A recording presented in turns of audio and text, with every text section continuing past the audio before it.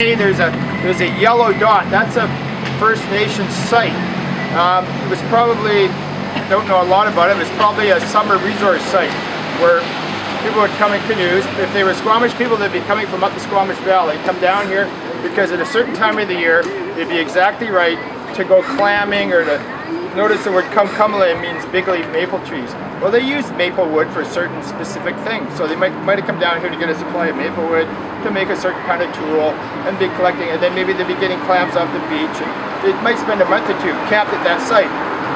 But in the winter, they'd head back up to the winter villages. The same thing with the Musqueam people. They're at the mouth of the Fraser River. They would come around in the Broad, and so those people up Indian Arm. Their winter villages are up that way, but they'd range over the whole area, including all the way up to Yale to follow the salmon. They're all over the place, trading and going to wherever that month of the year, that particular resource was plentiful. Like, for example, Pitt Meadows in October, that's when you can get thousands of pounds of potatoes. So people would go Pitt Meadows on their way back down the Fraser from Yale when they got 1,000 pound or two of salmon in their large canoe.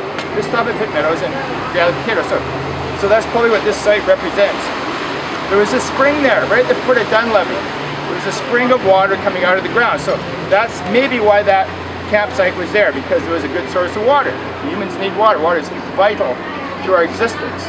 And First Nations culture obviously was based on good water, but